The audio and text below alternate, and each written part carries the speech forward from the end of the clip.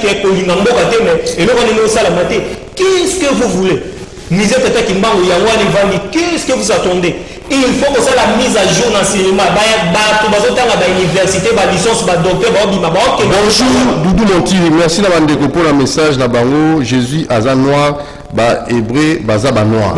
Les vrais Israéliens, Botala na balien, na National Geographic, na ça bino plusieurs liens pour bino ko ngala mundele sokalo. Soy na zalaki mundele lelo na tongo sikabwe, mais makamboza ngezate. Mais le kola na noir, le kola tata kimbangu ya gaï noir. Le cas là histoire où il y a là-bas, tout ce qui est comme on a tenu na vallée du roi, ni na Sinaï, tout qui t'a dit na misé souterrain, na fleuve Nil, ti na misé souterrain, na moni jamais place bâti à ta objet moto moni moko blanc. Et puis bango moko minde na zaki na bango, to bani na misa civilisation européenne batata ba maman. Il est temps, besoin courage au baki boko ça qui bat. Bible to ça la l'église la biso, to umbango te.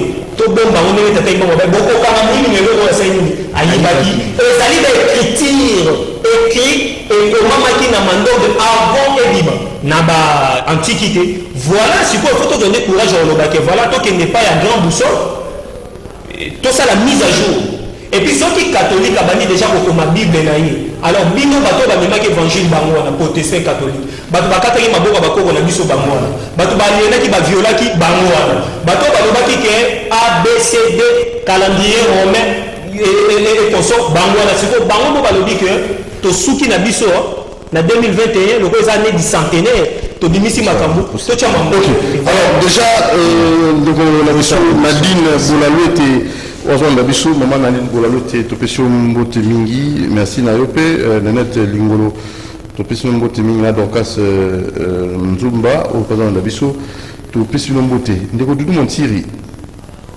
catholique apport nango. Na kika na question moko, bien que ça y a trouvé ta société, les catholiques ont déjà pression dans l'élection, alternance en 2023.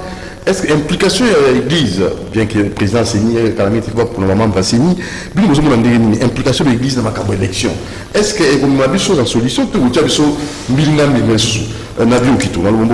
je pense que les gens vont comprendre avec le temps que, comme Naloba chaque jour, la politique ne vient pas de Dieu, la démocratie ne vient pas de Dieu. Je l'ai toujours dit que nous devons rentrer dans le principe de Dieu qui est autre que la restauration de la théocratie, qui est le principe de Dieu. Nalingala balobi benzantu, boanya to mayele anzambi panabiso bantu, benzantu. Ntoko il faut tozonga na principe anzambi. Le monde est très longtemps dans l'injustice, dans le mensonge. Je vous ai dit un jour quand on a plateau, pour le côté Zaraso, le bana pembeni, maintenant le barana plateau, que la Bible est à 75% mensonge. Dans le bar. 25% seulement la Bible est la vérité. Et l'élite, il y a contre la Bible, c'était qui était contre? C'est les Gréco-Romains.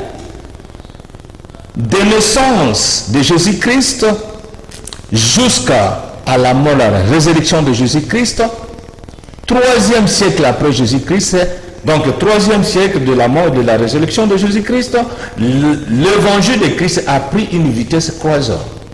Et de 3e siècle, il y avait des antichrists. Et qui étaient ces antichrists? Les antichrists, c'était des Gréco-Romains qui étaient contre la race noire, qui étaient contre Jésus. Jésus était éliminé parce qu'il était noir. Simon de Cyrène, qui a aidé Jésus pour même l'église. Et Jésus a même il y avait quelqu'un qui l'a aidé. Simon de Cyrène, qui est autre que noir, qui avait un noir attrait d'être malmené au milieu de blancs. A aidé na Ekolusu. Tu vas regarder des films et je vais film à l'Okuta. Il ne faut pas marcher le monde à Makambanza, le Kobanga.